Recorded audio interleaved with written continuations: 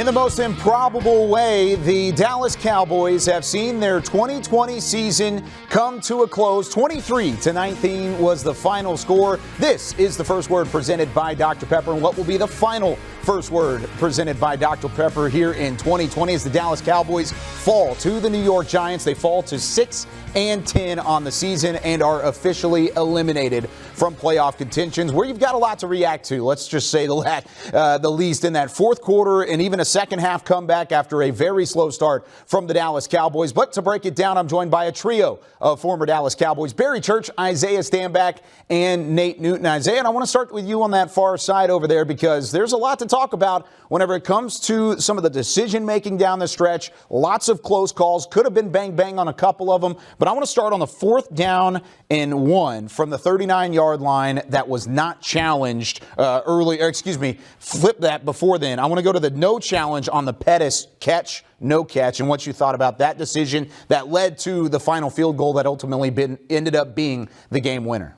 Yeah, I mean, obviously we understand that, in the game and in post-game are two different scenarios, right? We understand that the pressures are totally different. We're looking at it from a different set of eyes. However, when you're in that situation and as a coach, you have to give your team every opportunity to win the game. And I think if there was any play that McCarthy wished he had back, it definitely was that play, simply because, hey, if I throw it out there, I throw my flag, my red flag, whatever they want to call the red bag out there, the challenge flag, I at least give my guys a chance at getting the ball back and have an opportunity to have a stop there. Had we had that stop, we wouldn't be trying to throw the ball down in the red zone. We would have kicked the field goal, and we were looking at overtime instead of sitting here on the first word.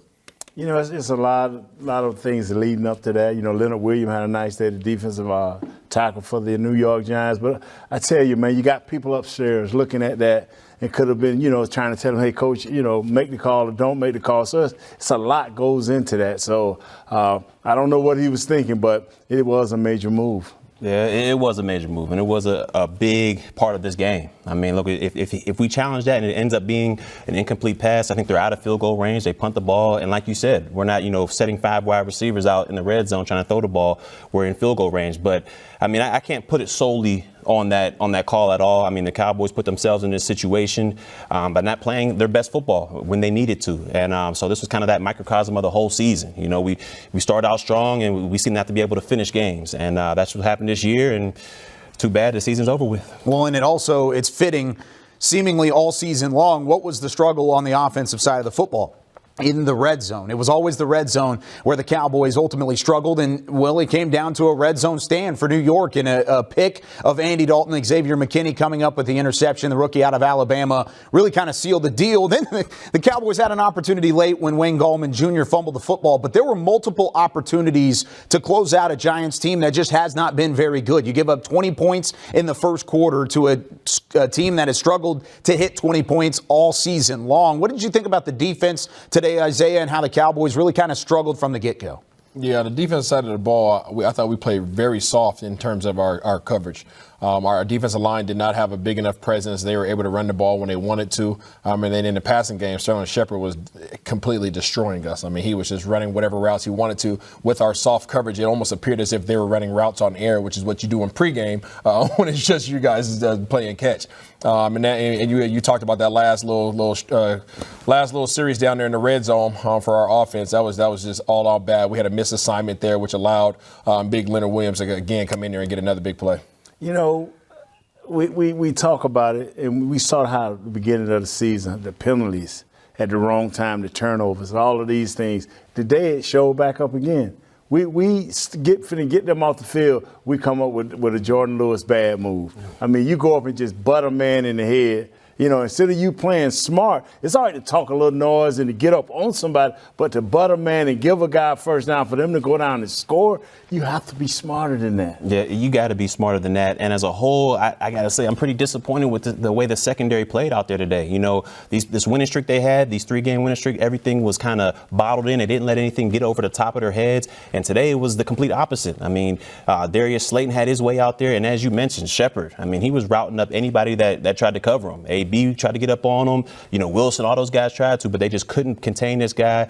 Daniel Jones went out there and did what he had to do. He was not a turnover machine like we thought we were going to get in the pregame, but overall, man, the secondary just didn't come to play, and as a whole, the defense didn't either. Well, he still gave you a couple opportunities, threw an interception, and then had the fumble on the handoff to Gallman early in the game. But when it comes to emotional games and playing like this for a play-in type of scenario, but is there any kind of pushback, you would say, from a Cowboys standpoint in playing in these big-time, prime-time, win-or-go-home type of games? Because it seems like over the past decade, maybe even 2 decades, they just haven't been able to take advantage, Isaiah. Honestly, I'm disappointed in the play of the guys today and their emotional intelligence. I've talked about that earlier in the season, and today they showed a lack thereof it. It seemed like the Giants have been in the playoffs substantially more, or they were better prepared mentally for this game. The Giants were the antagonists, right? They were antagonizing our guys, and our guys were responding with emotional responses the way in which they wanted to, and it resulted in the Jordan Lewis,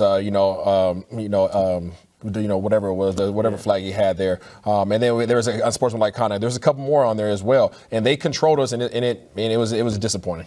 Yeah. We have an offensive lineman with a play, Kevin Gogan.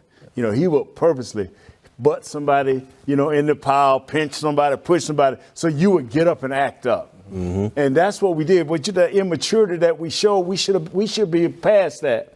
The bigger the game, the better the players. And we've shown that we're not mentally ready for the big games.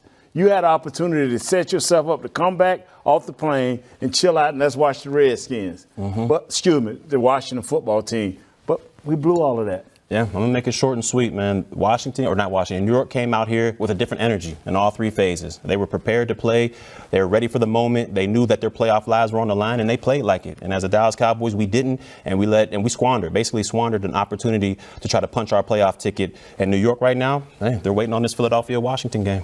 23-19, the final score. New York, like you said, putting them in position to be the first team in NFL history to go 6-10 and make the postseason should Washington lose tonight to Philadelphia. The Cowboys also wrap up a top 10 pick for the first time since 2016. 23-19, the final score. That'll do it for the first word. More to come on DallasCowboys.com.